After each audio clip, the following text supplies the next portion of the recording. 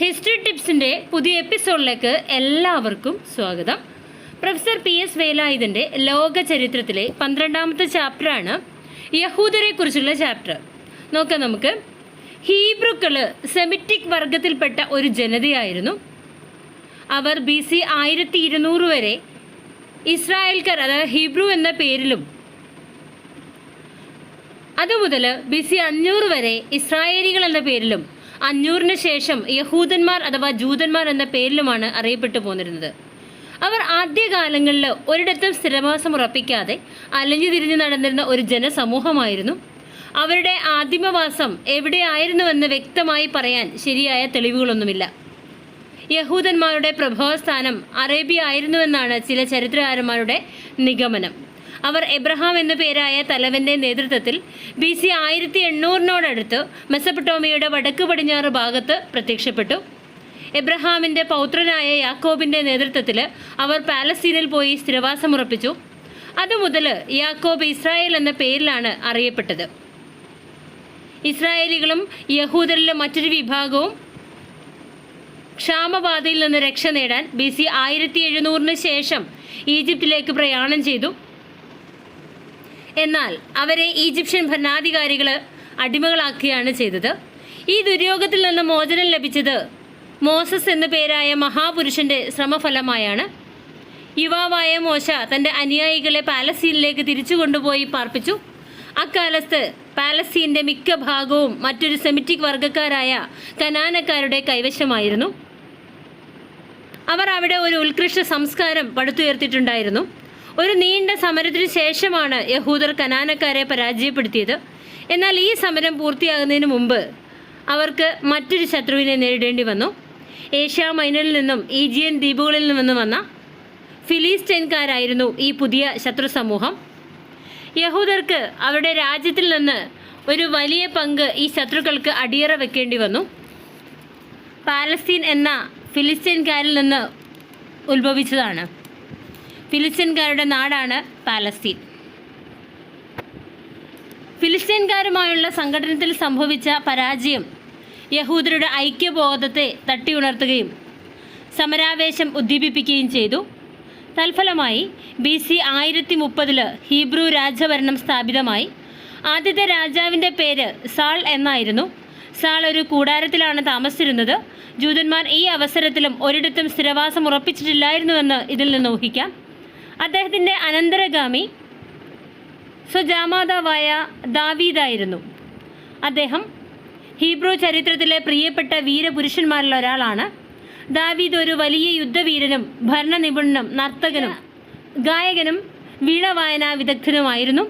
അദ്ദേഹം രാജാവായതിനു ശേഷം മുമ്പ് ഫിലിസ്റ്റൈൻകാർ കീഴടക്കിയിരുന്ന പല പട്ടണങ്ങളും അദ്ദേഹം വീണ്ടെടുത്തു. കനാനക്കാരുടെ കൈവശമുണ്ടായിരുന്ന ജെറുസലം നഗരം ആക്രമിക്കുകയും കീഴടക്കുകയും ചെയ്തു. ഇതിനെ തുടർന്ന് അദ്ദേഹം ഹീബ്രു രാഷ്ട്രത്തിൻ്റെ തലസ്ഥാനം ജെറുസലേമിലേക്ക് മാറ്റി. ഹീബ്രു ജനതയിൽ 12 ഗോത്രക്കാരുണ്ടായിരുന്നു. ഈ ഗോത്രങ്ങളെല്ലാം കൂട്ടിയിണക്കി തൻ്റെ സ്വച്ഛാധിപത്യത്തിൽ ഒരു ഹീബ്രു രാഷ്ട്രം സൃഷ്ടിച്ചു. അദ്ദേഹത്തിൻ്റെ മരണശേഷം ഭരണമേറ്റത് പുത്രനായ സോളമനാണ്. വിവേകശാലിയായ സോളമൻ ദ വൈസ് എന്ന പേരിലാണ് അദ്ദേഹം അറിയപ്പെട്ടിരുന്നത്. എന്നാൽ ഭരണം നടത്തുന്നതിൽ അദ്ദേഹത്തിൻ്റെ നയം തികച്ചും വിവേകപൂർണമായിരുന്നുവെന്ന് പറയാൻ നിവൃത്തിയില്ല. സോളമൻ ഒരു വലിയ ആഡംബരപ്രിയനും സുഖലോലുപനും സ്വച്ഛാധിപതിയുമായിരുന്നു. അദ്ദേഹത്തിൻ്റെ ധൂർത്ത് മൂലമുളവായ സാമ്പത്തിക ക്ലേശങ്ങൾ അനുഭവിക്കേണ്ടി വന്നത് സാമാന്യ ജനതയാണ്. എന്നാൽ അദ്ദേഹത്തിൻ്റെ സുദീർഘമായ ഭരണകാലത്ത് ജെറുസലേം നഗരം സാമ്പത്തികമായും സാംസ്കാരികമായും അഭിവൃദ്ധി പ്രാപിച്ചു. സോളമൻ ഫിനീഷ്യൻ കച്ചവടക്കാരെ സ്വന്തം രാജ്യത്തിലേക്ക് ആകർഷിച്ച് അവിടെ കച്ചവടം വളരെ അഭിവൃദ്ധിപ്പെടുത്തി. നാട്ടിലെ കാർഷികോൽപ്പന്നങ്ങൾ കൊടുത്ത് പകരം വിദേശികളെ സംസ്കൃത പദാർത്ഥങ്ങൾ വാങ്ങുന്ന ആദായപരമായ ക്രയവിക്രയ സമ്പ്രദായം നിമിത്തം ജെറുസലേം ഒരു വലിയ വാണിജ്യ കേന്ദ്രമായി വളർന്നു. കൂടാതെ അദ്ദേഹം ചെങ്കടലിൽ സഞ്ചരിക്കുന്നതിനായി അനേകം കച്ചവട കപ്പലുകൾ നിർമ്മിച്ചു. സോളമൻ്റെ കച്ചവട കപ്പലുകൾ കേരളത്തിലോളം എത്തി ആനക്കൊമ്പും മയിലും ചന്ദനമരവും മറ്റും കയറ്റിക്കൊണ്ടു പോയതായി ചരിത്രരേഖകളുണ്ട്. സോളമൻ അളവറ്റ ദ്രവ്യങ്ങളും വ്യയം ചെയ്ത് രാജധാനി കമനീയമാക്കി. അദ്ദേഹം മനോഹരമായ ഒരു ദേവാലയവും അതിലും മനോഹരമായ ഒരു രാജകൊട്ടാരവും തലസ്ഥാനത്ത് നിർമ്മിച്ചിട്ടുണ്ടായിരുന്നു. അറേബ്യയിലെ ഖനികളിൽ നിന്ന് സ്വർണവും രത്നവുമെല്ലാം ഖനനം ചെയ്തു കൊണ്ടുവരാൻ പ്രത്യേകം സംഘങ്ങളെ അയച്ച് അതുവഴി അദ്ദേഹം ധാരാളം ദ്രവ്യം സമ്പാദിച്ചു. സോളമൻ്റെ കാലത്ത് വെള്ളി വഴിയിൽ കിടക്കുന്ന കല്ല് പോലെ അത്ര സുലഭമായിരുന്നു. BC 925 സോളമൻ മരിച്ചപ്പോൾ സ്വേച്ഛാധിപത്യത്തിനെതിരായി രാജ്യത്ത് ലഹളയുണ്ടായി.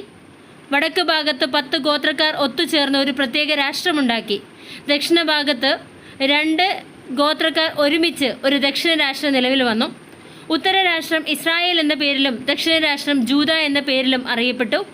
ഇസ്രായേലിൻ്റെ തലസ്ഥാനം സുമേറിയ നഗരവും ജൂദായുടെ തലസ്ഥാനം ജെറുസലേം നഗരവുമായി തീർന്നു. BC 722 ഇസ്രായേലികൾ അസീരിയന്മാരുടെ ആക്രമണത്തിനിരയായി. അത് അസീരിയ സാമ്രാജ്യത്തിൻ്റെ ഒരു പ്രവിശ്യയായി തീരുകയും ചെയ്തു. അതിൽ പിന്നെ ഇസ്രായേൽ ഒരു സ്വതന്ത്ര രാഷ്ട്രമായി ഉയർത്തെഴുന്നേൽക്കാനിടയായത് 20-ാം നൂറ്റാണ്ടിൽ മാത്രമാണ്. ഇസ്രായേലിൻ്റെ പതനത്തിന് ശേഷം ജൂതരാജ്യം ഒരു ശതാബ്ദക്കാലം കൂടി നിലനിന്നു. ഏതാണ്ട് BC 586 നെബുക്കദ്നെസർ രാജാവിൻ്റെ നേതൃത്വത്തിൽ കാൽദിയന്മാർ ജൂദായെ ആക്രമിച്ച് കീഴടക്കി. പ്രസ്തുത വർഷത്തിൽ കാൽദിയൻ രാജാവ് ജെറൂസലം നഗരത്തെ കൊള്ള ചെയ്ത് ചുട്ടരിച്ച് നശിപ്പിച്ച ശേഷം നഗരവാസികളായ യഹൂദന്മാരെ തടവുകാരാക്കി ബാബിലോണിയൻ നഗരത്തിലേക്ക് കൊണ്ടുപോയി. ഈ ദാരുണ സംഭവം ബാബിലോണിയൻ ബന്ധനം എന്ന പേരിൽ ചരിത്രപ്രസിദ്ധമാണ്. ഏതാനും ദശാബ്ദങ്ങൾക്ക് ശേഷം പേർഷ്യൻ ചക്രവർത്തിയായ സൈറസ് ബാബിലോണിയ ആക്രമിച്ചു കീഴടക്കി. ബാബിലോണിയെ ആക്രമിച്ച് കീഴടക്കി യഹൂദരെ മോചിപ്പിക്കുന്നതുവരെ ഈ ബന്ധനം നിലനിന്നു. വിമോചിതരായ യഹൂദർ ജൂദായിലേക്ക് മടങ്ങി അവിടെ സ്ഥിരവാസമുറപ്പിച്ചു. BC 529 മുതൽ BC 332 വരെ പാലസ്തീൻ പേർഷ്യയുടെ ഒരു സാമന്ത രാഷ്ട്രമായി കഴിയേണ്ടി വന്നു. BC 332 മാസിഡോണിയയിലെ ചക്രവർത്തിയായ അലക്സാണ്ടർ പലസ്തീൻ രാജ്യം കീഴടക്കി. അദ്ദേഹത്തിൻ്റെ കാലശേഷം പാലസ്തീൻ ഈജിപ്തിൻ്റെ ആധിപത്യത്തിൽ അമർന്നു. BC 63 അത് റോമ ഭരണാധികാരികളുടെ അധികാരത്തിന് കീഴിലായി മാറി. യഹൂദ രാഷ്ട്രത്തിൻ്റെ അന്ത്യം AD 78 സംഭവിച്ചത്. പ്രസ്തുത വർഷത്തിൽ പാലസ്തീനിലെ യഹൂദര് റോമ ഭരണാധിപത്യത്തിനെതിരായി നടത്തിയ ലഹള പരാജയപ്പെടുകയും തൽഫലമായി അവരുടെ രാജ്യം ഒരു റോമൻ പ്രവിശ്യയായി റോമ സാമ്രാജ്യത്തിൽ ലയിക്കുകയും ചെയ്തു. ഇനി നമുക്ക് പറയാനുള്ളത് ഹീബ്രു നാഗരികതയെക്കുറിച്ചാണ്. ഹീബ്രു നാഗരികത മാനവ സമുദായത്തിന് അനശ്വരമായ സംഭാവന ചെയ്തിട്ടുണ്ട്. കലയിലും ശാസ്ത്രത്തിലും പുരാതന യഹൂദർക്ക് പറയത്തക്ക നേട്ടങ്ങളൊന്നും ഉണ്ടായിരുന്നില്ല. എന്നാൽ മതം, നിയമം, സാഹിത്യം, തത്വചിന്ത എന്നീ മണ്ഡലങ്ങളിൽ അവർ നൽകിയ സംഭാവനകൾ മാനവ സംസ്കാരത്തിന് ശാശ്വതമായ സമ്പത്താണ്. ലോക ചരിത്രത്തിൽ ജൂതന്മാരെ പോലെ മനുഷ്യരുടെ മതപരമായ പുരോഗതിക്ക് മഹത്തായ സംഭാവനകൾ ചെയ്തിട്ടുള്ള ഒരു ജനസമൂഹം വേറെ ഉണ്ടായിട്ടില്ലെന്ന് തന്നെ പറയാം. അവരുടെ രാഷ്ട്രവും സാമുദായിക ജീവിതവും എല്ലാം മതമാകുന്ന മൂശയിൽ വാർത്തതായിരിക്കണമെന്ന് നിർബന്ധമുണ്ടായിരുന്നു. മതത്തിൽ നിന്നും വേർപെട്ടും മതത്തിന് വിരുദ്ധമായും മതത്തിനുപരിയായും വേറൊന്നും ഉണ്ടാകാൻ പാടില്ലെന്നുള്ള വിശ്വാസത്തിൽ വേരുറപ്പിച്ചിട്ടുള്ള ഒരു സാമുദായിക സംഘടനയായിരുന്നു ജൂതന്മാരുടേത്. വളരെ കാലത്തെ പരിണാമങ്ങളുടെ ഫലമായിട്ടാണ് യഹൂദമതം വളർന്നു വന്നിട്ടുള്ളത്. ഏകദൈവ വിശ്വാസമാണ് അതിൻ്റെ അടിസ്ഥാന തത്വം. ആദ്യകാലങ്ങളിലെ ജൂതന്മാർ പല ദൈവങ്ങളെയും ആരാധിച്ചിരുന്നു. BC 1800 മുതൽ BC 850 വരെയുള്ള കാലഘട്ടത്തിൽ അവരുടെ ഇടയിൽ ബഹുദൈവ ആരാധനയ്ക്ക് വലിയ പ്രചാരം സിദ്ധിച്ചിരുന്നു. സോളമന് ജെറുസലേമിൽ യഹോവയെ കൂടാതെ പല ദൈവങ്ങൾക്കും വേണ്ടി ക്ഷേത്രങ്ങൾ നിർമ്മിച്ചു. എന്നാൽ BC 8ഉം 7ഉം നൂറ്റാണ്ടുകളിൽ പ്രവാചകന്മാർ എന്ന പേരിൽ അറിയപ്പെടുന്ന ഏതാനും ദാർശനികന്മാർ യഹൂദമതത്തിന് വിപ്ലവകരമായ പരിവർത്തനം വരുത്തി. യഹോവയല്ലാതെ മറ്റൊരു ദൈവമില്ല. യഹോവ അഖില പ്രപഞ്ചത്തിൻ്റെയും നാഥനും നന്മയുടെ നികേതനവുമാണ്. അദ്ദേഹം ആചാരാനുഷ്ഠാനങ്ങൾക്കും വില കൽപ്പിക്കുന്നില്ല. പ്രത്യുത മനുഷ്യൻ നീതി ദീക്ഷിക്കുവാനും മർദ്ദിതരെ ആശ്വസിപ്പിക്കുവാനും വിധവകളെ സഹായിക്കുവാനുമാണ് ആവശ്യപ്പെടുന്നത്. പ്രവാചകന്മാർ ഉത്ബോധിപ്പിച്ച പ്രധാന മതതത്വങ്ങൾ മേൽ സൂചിപ്പിച്ചവയാണ്. പ്രവാചകന്മാർ വരുത്തിയ മതവിപ്ലവം യഹൂദരുടെ സാമ്പത്തിക രാഷ്ട്രീയ വ്യവസ്ഥകളിലും വലിയ സ്വാധീനം ചെലുത്തി. സാമുദായികമായ എല്ലാ അനീതികളെയും അഴിമതികളെയും അക്രമങ്ങളെയും അപലപിക്കുന്നതിൽ പ്രവാചകമതം യാതൊരു വിട്ടുവീഴ്ചയും കാണിച്ചിരുന്നില്ല. യഹൂദമതത്തിൻ്റെ പരമോത്കൃഷ്ടമായിരുന്നു പ്രവാചകമതം. അതിനുശേഷം മതത്തിന് അധപതനം തുടങ്ങി. വൈദേശിക സംഘാത നിമിത്തം പല മാലിന്യങ്ങളും യഹൂദമതത്തിൽ അടിഞ്ഞുകയറി. ബാബിലോണിയൻ ബന്ധനകാലത്ത് ബാബിലോണിയൻ മതവിശ്വാസങ്ങളായ വിധിവിശ്വാസം, ദോഷൈക ദൃഷ്ടിത്വം, മുതലായ യഹൂദന്മാരുടെയും മതവിശ്വാസങ്ങളായി തീർന്നു. മുതലായവ യഹൂദരുടെയും മതവിശ്വാസങ്ങളായി മാറി. BC 539 മുതൽ 300 വരെയുള്ള കാലഘട്ടത്തിൽ സ്വരാഷ്ട്രീയ മതം യഹൂദ മതത്തിൽ വലിയ സ്വാധീനം ചെലുത്തി. മരിച്ച ആത്മാക്കൾ ലോകാവസാനത്തിൽ ഉയർത്തെഴുന്നേൽക്കുമെന്നും തദവസരത്തിൽ രക്ഷിതാവായ ദൈവം പ്രത്യക്ഷപ്പെടുമെന്നും ആത്മാവ് ഇഹലോക ജീവിതം കഴിഞ്ഞാൽ പരലോകം പ്രാപിക്കുമെന്നും മറ്റുമുള്ള വിശ്വാസങ്ങൾക്ക് സ്ഥാനം ലഭിച്ചത് സ്വരാഷ്ട്രീയ മതത്തിൻ്റെ സ്വാധീന നിമിത്തമാണ്. നിയമസംഹിത യഹൂദരുടെ അതിമഹത്തായ സംഭാവനകളിലൊന്നാണ്. പ്രവാചക യുഗത്തിലാണ് യഹൂദ നിയമസംഹിത അതിൻ്റെ പരിപൂർണതയെ പ്രാപിച്ചത്. ഡ്യൂറ്ററോണോമിക് കോഡ് എന്ന പേരിൽ അറിയപ്പെടുന്ന ഈ നിയമസംഹിത ഹമ്മറാബിയുടെ നിയമസംഹിതയേക്കാൾ പരിഷ്കൃതമായിരുന്നു അത്രേ. ദരിദ്രജനങ്ങളോട് ഔദാര്യം, അടിമകളോട് ഭൂതദയ, അപരിചിതരോട് ദാക്ഷിണ്യം എന്നിവയെല്ലാം യഹൂദമതം പ്രത്യേകം അനുശാസിച്ചിരുന്നു. അത് ആഭിചാരത്തെ അപലപിക്കുകയും പിതാവിൻ്റെ കുറ്റത്തിന് സന്താനങ്ങളെ ശിക്ഷിക്കുന്ന ക്രൂരമായ സമ്പ്രദായം നിർത്തലാക്കുകയും ചെയ്തു. രാഷ്ട്രീയവും സാമൂഹികവുമായ ജനാധിപത്യം പ്രാവർത്തികമാക്കാൻ സഹായകമായ ഒരു നിയമസംഹിത പൗരാണിക രാജ്യങ്ങളിൽ ഈജിപ്തിലൊഴികെ മറ്റെങ്ങും യഹൂദ നിയമസംഹിതയോട് കിടപിടിക്കത്തക്ക വിധത്തിലുണ്ടായിട്ടില്ല. രാജാവും പ്രജകളെപ്പോലെ നിയമവിധേയരായിരുന്നു. നീതിപാലനം നടത്തിയിരുന്നത് സർക്കാർ ഉദ്യോഗസ്ഥന്മാരല്ല, ജനങ്ങളായിരുന്നു. ഒരാൾ കുറ്റം ചെയ്തിട്ടുണ്ടോ ഇല്ലയോ എന്ന് തീരുമാനിക്കുന്നത് അയാൾ വസിക്കുന്ന നഗരത്തിലെ കാരണവന്മാരായിരുന്നു. യഹൂദർക്ക് അതിവിശിഷ്ടമായ ഒരു സാഹിത്യമുണ്ടായിരുന്നു. അതിലധിക ഭാഗവും ബൈബിളിലെ പഴയ നിയമത്തിൽ ഉൾക്കൊള്ളിച്ചിട്ടുണ്ട്. സമരഗാനങ്ങൾ, പ്രേമഗീതങ്ങൾ, താളാത്മകവും വികാരവായ്പം തുളുമ്പുന്ന നാടകങ്ങൾ എന്നിങ്ങനെ അനവധ്യമായ സർഗാംഗ സാഹിത്യ സൃഷ്ടികളിൽ ഹീബ്രു സാഹിത്യകാരന്മാർ അദ്വിതീയന്മാരായിരുന്നു.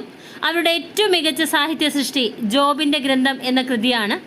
അതിലെ പ്രതിപാദ്യം മനുഷ്യനും വിധിയും തമ്മിലുള്ള ദുഃഖപര്യവസായിയായിട്ടുള്ള പോരാട്ടമാണ്.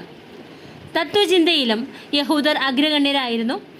പഴയ നിയമം മാത്രമല്ല, അത് ഏറ്റവും ഉയർന്ന നിലവാരമുള്ള ചരിത്രവും കവിതയും തത്വചിന്തയും കൂടിയാണ് എന്നാണ് ഒരു സുപ്രസിദ്ധ ചരിത്രകാരൻ പറഞ്ഞിട്ടുള്ളത്.